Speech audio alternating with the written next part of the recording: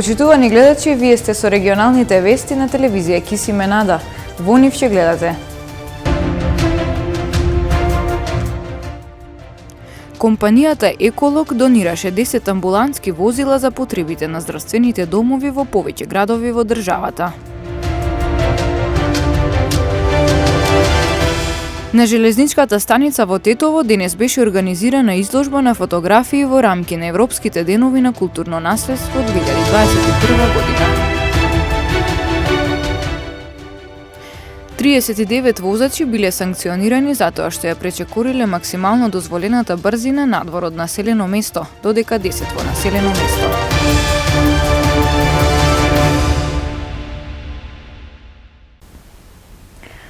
Компанијата Еколог донираше 10 амбулантни возила за потребите на здравствените домови во повеќе градови од државата, а возилата се опремени со сета медицинска опрема. Меѓу присутните на донацијата беше и државниот секретар во Министерството за здравство, како и директорите на здравствените домови од градовите кои што добија ваква донација. Компанијата Еколог денеска донираше 10 амбулантски возила опремени со сета медицинска опрема за потребите на здравствените домови во повеќе градови низ државата. На доделувањето на донацијата присуствуваа представникот на Еколог Сеид Јусуфи, државниот секретар во Министерството за здравство Иванка Стојановски, како и директорите на здравствените домови од градовите кои што добија ваква донација. Пандемијата со COVID-19 покажа колку сите како луѓе сме ранливи, но ја покажа и хуманата страна на луѓето и организациите. Денес сум овде од моје лично име, од името на Министерството за здравство и владата на Република Северна Македонија, да се заблагодарам на Еколог од Тетово за незината хумана и несебична донација на 10 комплетно опремени амбулантни возила, и тоа 2 во Тетово и по едно во Куманово, Гостивар, Кичево, Дебар, Струга, Битола, Велес и Штип.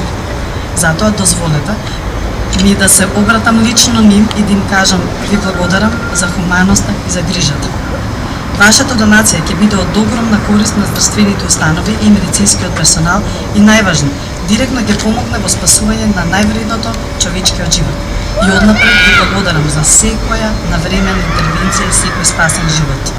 Почитувани, дозволете ми да изразам јавна благодарност од моје лично име, од име на вработените во здравствениот дом во Штип и граѓаните на Штип, до министерот Филипче, до компанијата Еколог, особено до филантропот Лазим Дестани, за оваа хуманитарна активност и донација, која ќе ја добиеме ние и која доаѓа во вистинско време и во вистински час, бидејќи сме во време на пандемија, каде што барањата и повиците од нашите пациенти се зголемени, ќе бидеме како персонал медицински, посебно како итна медицинска помош, достапни во секое време да пружаме медицинска помош. Инаку компанијата Еколог е општествено одговорна компанија, позната по многу донаторски активности, особено во периодот на пандемија.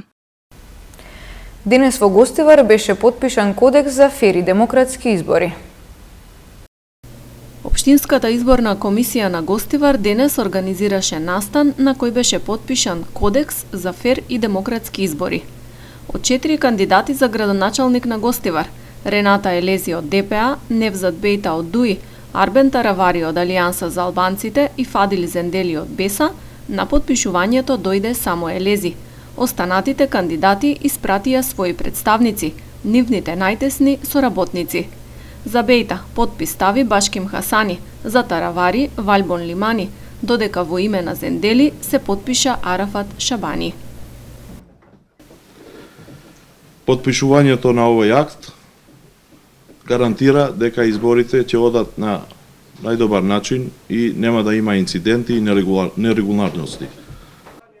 Кандидатката Елези посочи дека е важно кампањата и изборниот процес да течат во најдобар ред и дека за тоа самата се залага. Edhe pse unë nuk isha të pranishëm kundërshtarët e mi. Пред нас се кампањата и изборниот процес. Им посакувам успех на сите кандидати. Се надевам дека се ќе помине во најдобар ред, мирно и регуларно. И представниците на останатите кандидати за градоначалник на Гостивар во кратките изјави потврдија дека имаат заложба за демократски избори и посакаа успех и фер борба. Потпишувањето на кодексот значи обврска за почитување на основните човекови права и слободи, со цел транспарентни, инклузивни и отчетни избори. За разлика од кандидатите за градоначалник на Гостивар, кои се 4 на број, советнички листи на овие локални избори во Гостивар има 10. Првиот круг на изборите ќе се одржи на 17 октомври. Ден пред тоа ќе гласаат болни и изнемоштени, затвореници и лица во изолација. Граѓаните знаат кои работи и ќе го кажат своето мислење на изборите на 17 октомври. За дуи секогаш Таравари е виновен за се. Ѓубрето што го донесоа пред општината требало да го однесат пред Министерството за животна средина кое е надлежно за Русино. Изјави гостеварскиот градоначалник Арбен Таравари за вреќите со отпад што му ги ставија дуи и иницијативата Гостивар кој го сакам пред општината. За депонијата треба да одат пред Министерството за животна средина и да ја регистрираат таа депонија. На крајот на краиштата имаат 2 мандати, зошто не средија? Имаат 2 цели мандати, 8 години, да беа тие што можат да средат. Нема да бидеа рециклирани кандидати, повторно да го извадат тој што не успеа за 8 години да направи ништо. Сега утре очекувам да имаат повторна пресконференција да ме обвинуваат зошто болницата во Кичево не е уште изградена или автопатот Скопје-Блаце, сигурно ќе кажат зошто Таравари, утре ги чекам да дојдат пресконференција, или да кажат за автопатот Кичево-Охрид, зошто Таравари не успеа, тој е крив за се што. Така да граѓаните знаат да проценат, знаат да видат, знаат да ценат. Пописот на населението, домаќинствата и становите во Република Северна Македонија 2021 се наближува кон крајот. Од Државниот завод за статистика информираат дека од утре граѓаните кои досега не се попишани ќе можат сами да се пријават на локации кои ќе бидат објавени за секоја општина. Државниот завод за статистика од утре ќе има возможност на граѓаните да можат да појдат на одредени локации во нивните општини и да ја завршат оваа своја граѓанска и законска должност. Тоа значи, оние граѓани кои по било која основа, било која причина не успеале во овие 20 дена да остварат контакт со попишувачот, односно попишувачот поминал во нивниот пописен круг, меѓутоа не ги нашол во моментот дома, оставил порака или не оставил порака, едноставно не бил воспоставен контакт. Тие граѓани ќе можат да се обратат, односно да појдат на овие локации во нивните општини и да се попишат. Овие локации за секоја општина во државата ќе бидат објавени попладнево на веб страницата popis2021.stat.gov.mk. Меѓутоа и за сите подетални информации, граѓаните ќе можат да се обратат и на телефоните што се објавени на страницата во контакт центарот на Државниот завод за статистика, каде што ќе ги дадеме сите потребни информации. Повторувам, ова се однесува на оние граѓани каде што попишувачот веќе поминал, а не успел да оствари контакт со граѓаните. Апелирам до граѓаните, кај кои се уште нема поминато попишувачи. Пописот трае до четврток, до 30 септември. Тоа значи дека нашите попишувачи се интензивно на терен, работат од 8 наутро до 20 часот навечер. Очекувајте дека во следните денови ќе бидете попишани. Значи, кај некој домакинства може би попишувачот ќе дојде и на 30. Ова е огромна и масовна статистичка операција, каде што се трудиме буквално да имаме целосен опфат, така што некои граѓани може би ќе бидат опфатени во последните 3 дена. Така што бидете трпеливи и попишувачите секако ќе ве посетат. На железничката станица во Тетово денес беше организирана изложба на фотографии во рамки на Европските денови на културно наследство 2021 година. При тоа беше одржан и историски час за присутните ученици. Музеот на Тетовски крај денес организираше изложба фотографии од градењето на железничката станица во Тетово 1951-1952 по повод Европските денови на културно наследство 2021. Оваа година се одбележува како Европска година на железниците. Ние тука зедовме учество со изложба на фотографии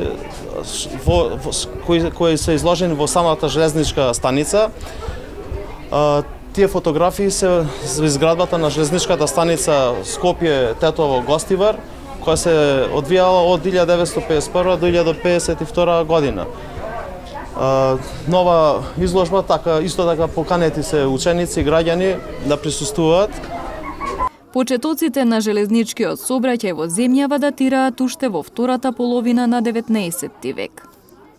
Во летото 1916 година, за време на Првата светска војна, почнува со изградба железничката линија Скопје-Охрид. Железничката пруга во Тетово е изградена со младински акции на 52.000 доброволци од градот и околината и од припадниците на ЈНА. Оваа железничка пруга била дадена во употреба на народот на 25 мај 1952 година, на родениот ден на Јосип Броз Тито. За изградбата градителите вложиле 996.832 работни дена и вредност од 139 милиони 570.480 динари тогашна вредност. Нашата установа, Музеот на Тетовски крај, располага со значајни албуми кои се од големо значење за Полок и Македонија. Тука би ги спомнале албумите на фотографии кои настанале при градењето на железничката пруга Скопје-Тетово-Гостивар, албум кој што содржи 55 фотографии од изградбата на оваа железничка пруга, која свечено била пуштена во употреба на 25 мај 1952 година. Активностите во рамки на годинишното издание на Европските денови на културното наследство се организираат од 22 до 28 септември. 39 возачи биле санкционирани затоа што ја пречекориле максимално дозволената брзина надвор од населено место, додека 10 во населено место. Полициски службеници на секторот за внатрешни работи Тетово вчера од 8 до 20 часот на неколку пунктови спровеле акцијска контрола за брзина во која вкупно биле откриени и законски санкционирани 39 пречекорувања на максимално дозволената брзина надвор од населено место, од кои 15 во Тетовско и 24 во Гостиварско, претежно на автопатот Гостивар-Тетово-Скопје и магистралата Гостивар-Кичево. Едно од пречекорувањата било за над 70 км на час, а 8 за над 50 км на час. Во рамките на акцијата исто така санкционирани се и 10 возачи во Тетовско за пречекорување на дозволената брзина во населено место, како и 8 други видови прекршоци. Акцијските контроли продолжуваат и во наредните денови. Од СВР Тетово апелираат граѓаните да ги почитуваат сообраќајните правила и прописи и заеднички да придонесеме за побезбеден сообраќај. Следуваат информациите од полицискиот билтен на СВР Тетово. Во текот на вчерашниот ден на 49 лица во Тетово и 10 во Гостивар изготвени им се соодветни поднесоци за неносење заштита на лицето. Вчера полициски службеници лишиле од слобода 40 годишен гостиварец, кој на улица Балиндолска во Гостивар физички нападнал 22 годишен сограѓанин. Во нападот, според пријавеното, употребил и остар предмет, кој подоцна му бил пронајден и одземен. Тој е задржан во полициската станица Гостивар за расчистување и документирање на случајот. Вчера 43 годишникот Тетово во СВР Тетово пријавил дека во Тетовско основно училиште во кое учел неговиот малолетен син физички бил нападнат од неколку малолетници од друго училиште. Се преземаат мерки за расчистување и документирање на случајот. Вчера вечер на улица Живко Брајковски во Гостивар полициски службеници привеле две лица од Гостивар на возраст од 28 и 36 години, кои претходно меѓусебно физички се пресметувале. Случајот целосно е расчистен и на двајцата им се изготвени соодветни поднесоци по Законот за прекршоци против јавниот ред и мир. На истата улица, 10 минути по полноќ, бил приведен и 29 годишен гостиварец, кој во алкохолизирана состојба го нарушил јавниот ред и мир и на кого исто така ќе му биде изготвен поднесок. Вчера во 9 часот и 30 минути во СВР Тетово пријавено е дека извршувајќи градежни работи на објект во изградба во Гостивар, 37 годишник од Република Албанија и 54 годишник од Република Србија, кои биле ангажирани преку гостиварска фирма, заработиле повреди констатирани во Гостиварската општа болница, каде биле пренесени за укажување лекарска помош. Увид извршила екипа од Оделението за внатрешни работи Гостивар.